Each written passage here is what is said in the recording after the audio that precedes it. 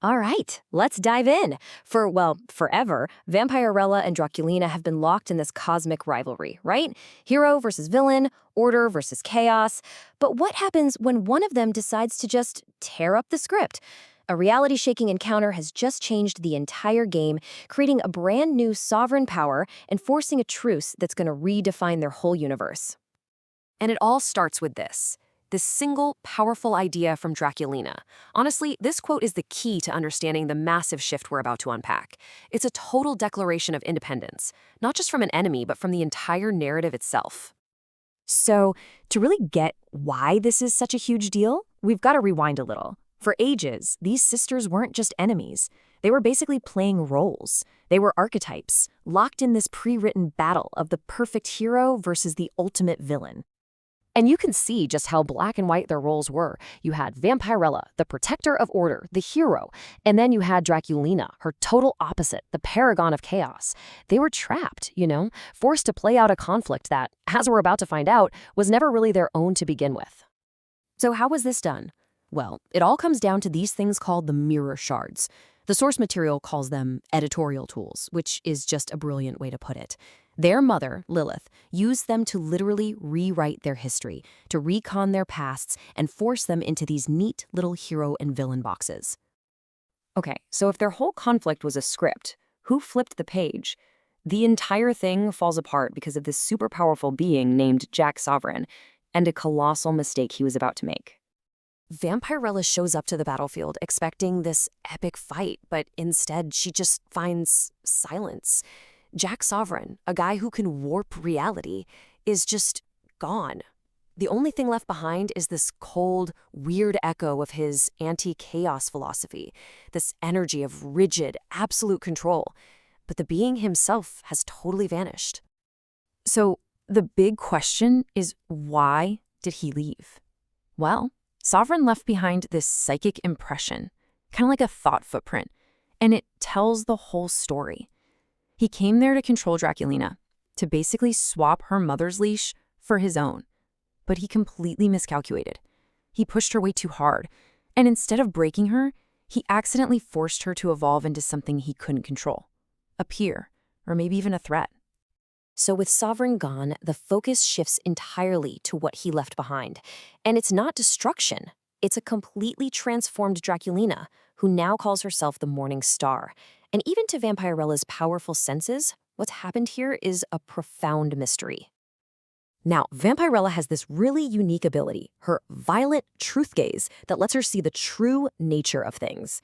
So what did she see when she looked at her newly transformed sister? What kind of evidence did she find of this incredible change? She notices 3 fundamental changes. First, the mirror shards are gone.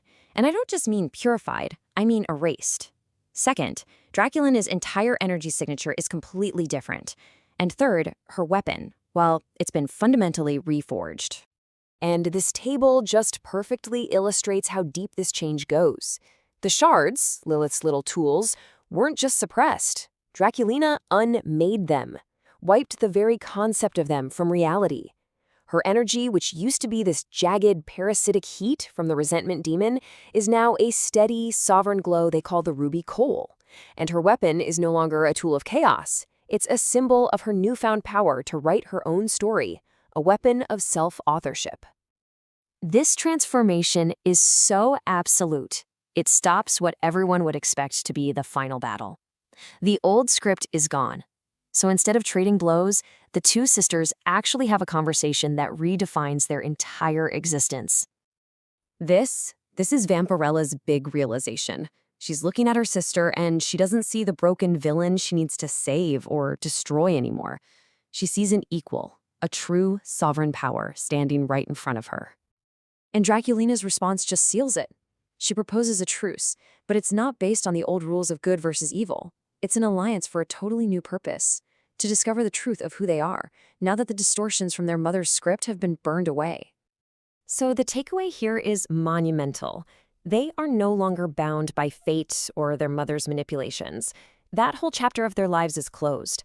The era of their separate, sovereign futures has officially begun.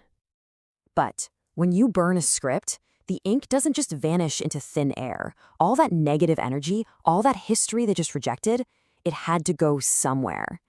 And what it became is a new kind of nightmare. Remember that jagged parasitic energy that used to fuel Draculina? That was something called the resentment demon. She purged it, but she didn't destroy it. And now this echo of their old conflict is about to create a brand new, terrifying threat. And this is the horrifying result. The demon possesses a young Wiccan, just wiping her from existence. Then it starts feeding on all the leftover energy from the sisters' conflict and Jack Sovereign's anti-chaos. This volatile cocktail triggers a catastrophic mutation, twisting the host into the mythical Mothman, a creature of what the source calls natural chaos. This isn't the manipulated chaos Draculina once was. This is something wilder, a predator existing completely outside their new world order. And this leaves us with the ultimate question. Vampirella and Draculina finally took the pen and ended the war over who they were supposed to be. But as this Mothman, a literal monster born from their rejected past, takes flight, they face a new challenge. It's one thing to rewrite your future, but can two queens ever truly win a war against the history they leave behind?